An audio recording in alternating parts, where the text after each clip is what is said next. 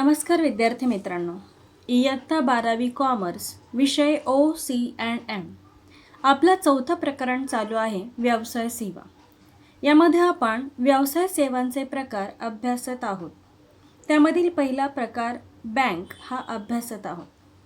बँकेचे आपण काही प्रकार मागील लेक्चर्समध्ये अभ्यासले आहेत.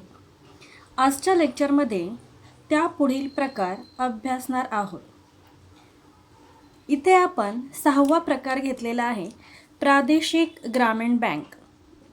ही प्रादेशिक ग्रामीण बँक म्हणजेच नावाप्रमाणे प्रादेशिक आहे. मग प्रादेशिक म्हणजे कशी की जो प्रदेश मागास आहे त्या मागास प्रदेशाच्या विकासासाठी प्रादेशिक ग्रामीण बँक स्थापन झालेली आहे. कोणत्या प्रदेशासाठी? जो प्रदेश मागास आहे तर त्या मागास प्रदेशाच्या विकासासाठी प्रादेशिक ग्रामीण बँक स्थापन झालेली आहे.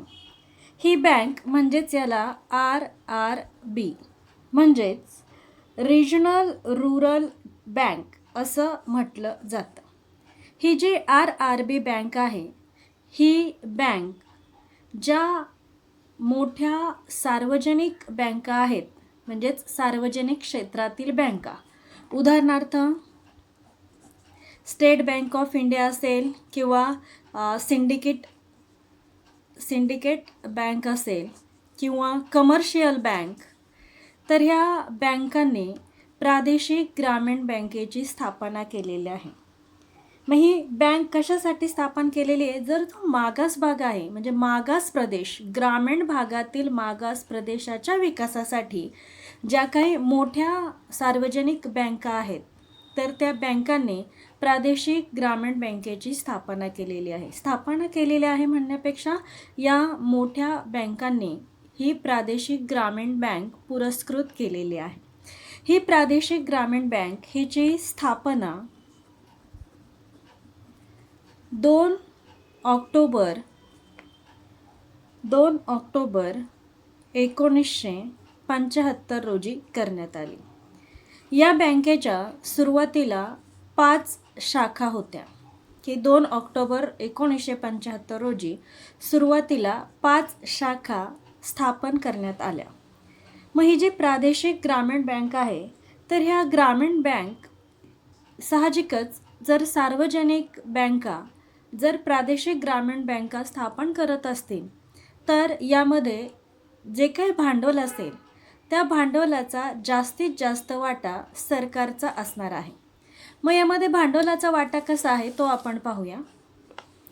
केंद्र सरकार जे आहे केंद्र सरकारचा वाटा जवळजवळ 50% आहे. किती आहे? 50%.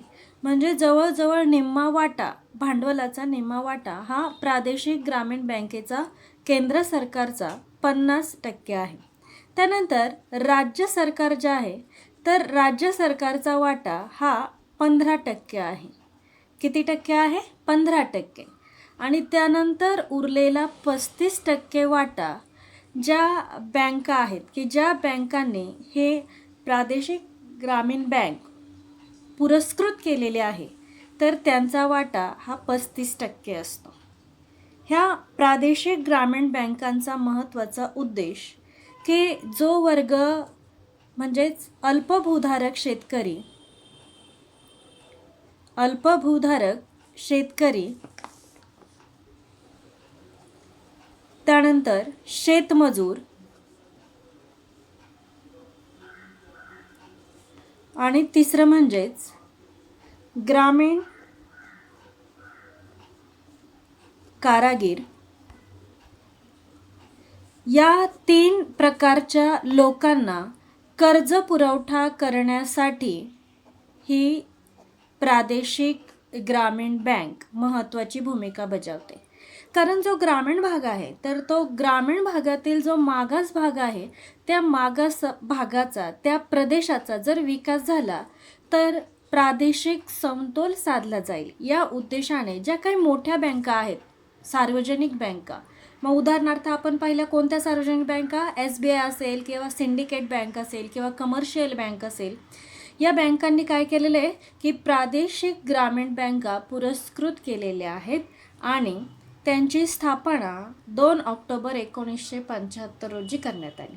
आता ह्या बँकेचा महत्त्वाचा उद्देश जो मागास भागातील अल्पभूधारक शेतकरी असेल किंवा शेतमजूर असेल किंवा ग्रामीण कारागीर असेल तर या लोकांना कर्ज पुरवठा करण्यासाठी आणि त्यांना ठेवी ठेवण्यासाठी म्हणजे थोडक्यात बचतीला प्रोत्साहित करण्यासाठी प्रादेशिक ग्रामीण बँक महत्त्वाची भूमिका बजावते. त्यानंतर पुढील बँक जी आहे ती आहे बचत बँक. बचत बँकेचं सर्वोत्तम उदाहरण म्हणजे आपलं पोस्ट खातं म्हणजे भारतीय पोस्ट खाते किंवा हे जे पोस्ट आहे भारतीय पोस्ट किंवा भारतीय डाक जे आहे हे बचत बँकेचं एक उत्तम उदाहरण आहे. त्याचबरोबर ज्या सहकारी बँका आहेत सहकारी बँकासुद्धा बचत बँक म्हणून ओळखल्या जातात. थोडक्यात बचत बँक ह्या बँकेचा महत्त्वाचा उद्देश लोकांना बचतीची सवय लावणे हा आहे. कसली सवय लावायची आहे? बचतीची सवय लावणे.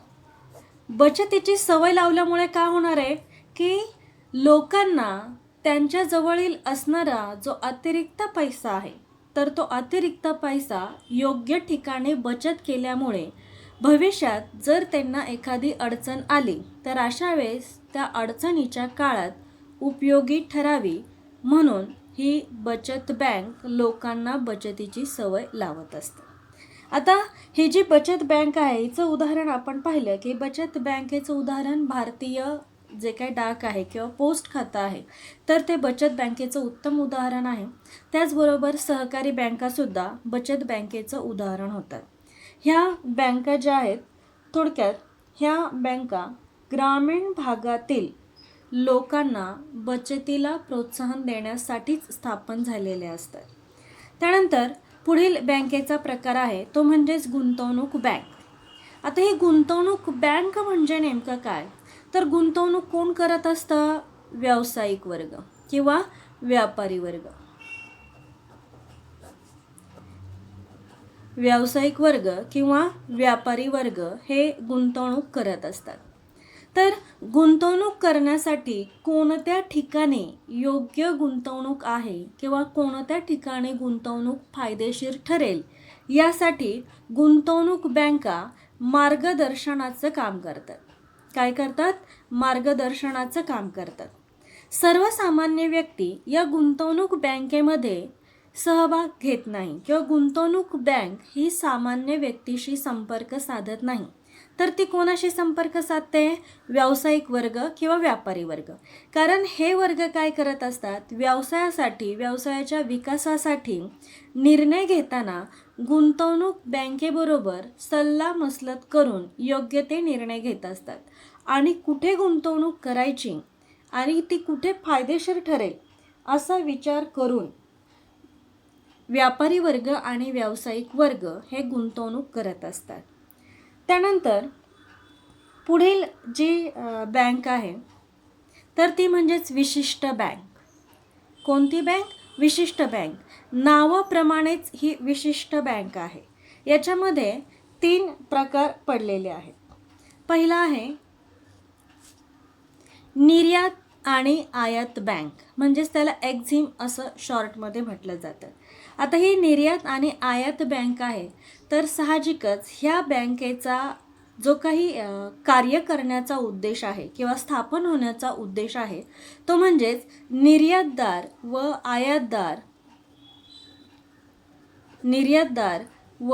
आयातदार यांना निर्यात व आयातीसाठी जो काही वित्त पुरवठा लागणार आहे तर तो वित्त पुरवठा करण्यासाठी ही बँक सर्वसामान्यपणे अस्तित्वात आलेली आहे. या निर्यात आणि आयात बँका ज्या आहेत की निर्यात व्यापार वाढावा, परदेशात व्यापार वाढावा यासाठी या निर्यात आणि आयात बँका निर्यातदार आणि आयातदार वर्गाला जो व्यापारी वर्ग आहे निर्यात आणि आयात करणारा तर त्या व्यापारी वर्गाला त्यांना वित्त पुरवठा म्हणजेच पतपुरवठा करण्यासाठी ही निर्यात आणि आयात बँक महत्त्वाचं काम करत आहे. म्हणजेच त्यांचं जे काही कामकाज आहे तर ते कामकाजांमध्ये समन्वय साधण्यासाठी ही निर्यात आणि आयात बँक एक महत्त्वाची वित्तीय संस्था समजली जाते. त्यानंतर पुढील प्रकार आहे भारतीय लघु उद्योग विकास बँक. यालाच सिडबी असं म्हटलं जातं. मग सिडबी म्हणजे काय तर small industries development bank of India. काय सांगितलंय की लघु उद्योग विकास बँक म्हणजे ह्या भारतीय लघु उद्योग विकास बँका ग्रामीण भागातील जे छोटे उद्योग आहेत, छोटे उद्योग, मग त्यामध्ये लघु उद्योग येतात, त्यानंतर अतिलघु उद्योग आणि मध्यम स्वरूपाचे उद्योग, अशा तीनही प्रकारच्या उद्योगांच्या विकासासाठी ह्या भारतीय लघु उद्योग विकास बँका स्थापन झालेल्या असतात. आता ह्या ज्या बँका आहेत ह्या स्थापन होण्यामागचा उद्देश काय तर जे छोटे छोटे उद्योग आहेत, लघु उद्योग, तर ह्या लघु उद्योगांचा विकास होणं महत्त्वाचं आहे. कारण आपला भारत देश मोठ्या प्रमाणात बेरोजगारी या समस्येला तोंड देत आहे. जर हे छोटे छोटे उद्योग मोठ्या प्रमाणात विकसित झाले तर मोठ्या प्रमाणात रोजगार निर्माण होऊन बेरोजगारी कमी होईल. त्यामुळे भारतामध्ये सिडबी ही जी बँक आहे तर सिडबी बँक ही IDBI या बँकेने पुरस्कृत करून सिडबी ही जी बँक आहे ही बँक स्थापन केलेली आहे. या बँकेची स्थापना 2 एप्रिल 1990 रोजी करण्यात आली. थोडक्यात जे उद्योग अतिलघु, लघु आणि मध्यम स्वरूपाचे आहेत म्हणजे छोटे उद्योग आहेत तर त्या उद्योगांच्या विकासासाठी त्यांना सर्व प्रकारे मदत करण्यासाठी ही भारतीय लघु उद्योग विकास बँक कार्यरत असते. त्यानंतर पुढील जो बँकेचा प्रकार आहे तो म्हणजेच राष्ट्रीय कृषी व ग्रामीण विकास बँक. यालाच शॉर्टमध्ये नाबार्ड असं म्हणतात. म्हणजेच NABARD म्हणजेच national bank of agriculture and rural development. म्हणजे याला शॉर्टमध्ये नाबार्ड असं म्हटलं जातं. ही एक प्रकारची बँक आहे परंतु हिचा जो स्तर आहे तो राष्ट्रीय स्तर आहे. म्हणजे राष्ट्रीय स्तरावरील ही सर्वोच्च बँक आहे. ही सर्वोच्च बँक ही सर्वसामान्य लोकांना किंवा जे सर्वसामान्य वर्ग असेल, शक्यतो शेतकरी वर्ग किंवा छोटा कारागीर वर्ग यांच्या विकासासाठी ही नाबार्ड संस्था कार्यरत आहे. ह्या नाबार्ड संस्था हिचा विचार करता नाबार्ड संस्था ही देशातील सर्वोच्च संस्था की जी वेगवेगळ्या भागांचा जो मागास आहे त्यांचा विकास करण्यासाठी नाबार्ड ही संस्था महत्त्वाची भूमिका बजावत असते. आता ही जी नाबार्ड बँक आहे ही नाबार्ड बँक जो भाग मागास आहे तर त्या मागास भागाच्या विकासासाठी ज्या ह्या प्रादेशिक बँका जे काम करत असतात तर ह्या प्रादेशिक बँकांना निधी पुरवण्यासाठी नाबार्ड कार्यरत असते. काय करते की प्रादेशिक ग्रामीण बँक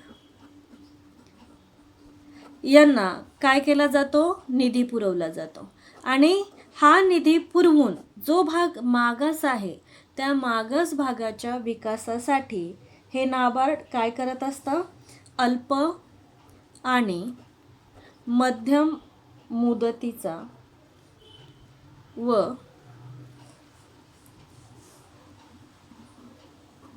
दीर्घ मुदतीचा असा 3 प्रकारे कर्ज पुरवठा करत असते. म्हणजे इथे प्रत्यक्ष व्यक्तीला किंवा प्रत्यक्ष खातेधारकाला मदत न करता प्रादेशिक ग्रामीण बँकेला निधी उपलब्ध करते आणि तो निधी सर्वसामान्य व्यक्तीला अल्प, व मध्यम व दीर्घ मुदतीचा असा 3 प्रकारे कर्ज पुरवठा हे नाबार्ड करत असते. यांचा महत्त्वाचा उद्देश म्हणजे नावातच आहे की जो भाग ग्रामीण आहे, ग्रामीण भागातील कृषी विकासासाठी नाबार्ड कार्यरत आहे. की ग्रामीण भागाचा विकास कधी होणार आहे, तर कृषी क्षेत्राचा विकास झाल्यानंतरच ग्रामीण भागाचा विकास हा योग्य प्रकारे होऊ शकतो. म्हणून ग्रामीण भागातील कृषी क्षेत्र विकसित करण्यासाठी हे नाबार्ड कार्यरत आहे. तर अशा प्रकारे आपण बँकेचे विविध प्रकार जे उर्वरित आहेत ते अभ्यासलेले आहेत. आपण थोडक्यात या प्रकारांचा अभ्यास करूया. पहिलं आपण काय पाहिलेलं, प्रादेशिक ग्रामीण बँक, की हिलाच RRB असं म्हटलं जातं. ही प्रादेशिक ग्रामीण बँक ज्या मोठ्या सार्वजनिक बँका आहेत त्या बँकेने पुरस्कृत केलेल्या आहेत. व मोठ्या सार्वजनिक बँकांची उदाहरणं काय सांगितलेली आपण, तर SBI किंवा सिंडिकेट बँक असेल किंवा कमर्शियल बँक असेल, तर ह्या बँकांनी काय केलेलं आहे की प्रादेशिक ग्रामीण बँकेची स्थापना केलेली आहे. मग स्थापना म्हणजे पुरस्कृत केलेले आहेत. मग ह्या बँकेची स्थापना कधी झाली, 2 ऑक्टोबर 1975 रोजी झाली. ह्या बँका काय काम करतात, तर मागास भागाच्या विकासासाठी जो भाग मागास आहे, जो प्रदेश मागास आहे, तर त्या मागास प्रदेशाच्या विकासासाठी ह्या बँका कार्य करत असतात. मग जर मागास भागाचा विकास करायचा असेल तर ह्या बँकेमध्ये जे काही भांडवल आहे तर ते भांडवल केंद्र सरकारचं 50%, राज्य सरकारचं 15% आणि ज्या बँकेने ही प्रादेशिक ग्रामीण बँक पुरस्कृत केलेले आहे त्या बँकेचं 35% भागभांडवल असणार आहे. त्यानंतर पुढची बँक आहे बचत बँक. बचत बँकेचं उत्तम उदाहरण मी सांगितलेलं की आपलं जे भारतीय डाक आहे, भारतीय पोस्ट, हे याचं उत्तम उदाहरण आहे. त्याचबरोबर सहकारी बँकासुद्धा बचत बँकेचं उत्तम उदाहरण आहे. ह्या ज्या बँका आहे शक्यतो ग्रामीण भागातील लोकांना बचतीची सवय लागावी यासाठी ह्या बचत बँका कार्यरत असतात. त्यानंतर पुढील प्रकार पाहिला आपण गुंतवणूक बँक. ही जी गुंतवणूक बँक आहे, गुंतवणूक बँक म्हणजे जे लोक गुंतवणूक करत असतात व्यवसायामध्ये, अशा व्यावसायिक व व्यापारी वर्गासाठी गुंतवणूक बँका या काम करत असतात. मग या काम काय करतात, तर हे जे काही व्यापारी किंवा व्यावसायिक वर्ग आहे तर यांना गुंतवणुकीबाबत सल्ला व मार्गदर्शन करण्याचं काम ह्या बँका करत असतात. ह्या प्रत्यक्ष सामान्य खातेधारकाशी संपर्क साधत नाहीत, तर जे लोक व्यावसायिक आहेत किंवा व्यापारी आहेत व ज्यांना गुंतवणूक करायची आहे, मग ती गुंतवणूक योग्य ठिकाणी करण्यासाठी गुंतवणूक बँक काम करत असते. त्यानंतर पुढील बँकेचा प्रकार पाहिला आपण विशिष्ट बँक. विशिष्ट बँकेमध्ये 3 प्रकार अभ्यासले आपण, निर्यात आणि आयात बँक. म्हणजेच ही निर्यात आणि आयात बँक काय करत असते की परदेशी व्यापार वाढण्यासाठी निर्यातदार व आयातदार यांना वित्त पुरवठा करण्याचं काम करत असते. त्यानंतर दुसरा प्रकार पाहिला आपण भारतीय लघु उद्योग विकास बँक. यालाच शॉर्टमध्ये काय म्हटलेलं आहे, सिडबी. हे नावातच आहे की लघु उद्योग विकास बँक. ही जी लघु उद्योग विकास बँक म्हणजे हिची स्थापनाच जे उद्योग लघु आहेत, लघु म्हणजे छोटे उद्योग, याच्यामध्ये पण 3 प्रकार पडतात की जे उद्योग अतिलघु, लघु आणि मध्यम स्वरूपाचे आहेत, अशा उद्योगांच्या विकासासाठी सिडबी ही बँक स्थापन केलेली आहे. सिडबी ही बँक IDBI पुरस्कृत केलेली बँक आहे. त्यानंतर ज्यावेळेस ही सिडबी बँक स्थापन झाली, हिची स्थापना 2 एप्रिल 1990 रोजी करण्यात आली. ज्यावेळेस ही बँक स्थापन झाली त्यावेळेस ह्या बँकेने ह्या IDBI बँकेचे जवळजवळ 4000 कोटी रुपयांचं कर्ज स्वतःजवळ घेतलेलं. किती? 4000 कोटी रुपयांचं कर्ज स्वतःजवळ घेतलेलं. आणि या बँका शक्यतो ग्रामीण भागामध्ये जे लघु उद्योग आहेत तर त्या लघु उद्योगाच्या विकासासाठी सर्वतोपरी सर्वांगीण विकासासाठी या बँका काम करत असतात. त्यानंतर पुढील प्रकार पाहिला आपण राष्ट्रीय कृषी व ग्रामीण विकास बँक. ही जी बँक आहे याला शॉर्टमध्ये नाबार्ड असं म्हटलेलं आहे की ही जी नाबार्ड बँक आहे, नाबार्ड म्हणजेच national bank agriculture and rural development. ही जी बँक आहे तर ही बँक राष्ट्रीय स्तरावर कार्यरत आहे, त्यामुळे तिला सर्वोच्च बँक असं म्हटलं जातं की ही बँक ग्रामीण भागातील कृषी क्षेत्राचा विकास करण्यासाठी कार्यरत असते. मग ग्रामीण भागाचा विकास करण्यासाठी प्रादेशिक ग्रामीण बँकेला निधी देऊन तो निधी अल्प, मध्यम व दीर्घ मुदतीचा कर्ज पुरवठा करून त्या निधीचा वापर केला जातो. म्हणजेच जे लोक किंवा जे शेतकरी ग्रामीण भागामध्ये वास्तव्यास आहेत आणि त्यांच्या विकासासाठी त्यांना जर कर्ज पुरवठा हवा असेल तर प्रादेशिक ग्रामीण बँकांद्वारे हे नाबार्ड सतत कार्यरत राहून कर्ज पुरवठा करत असते.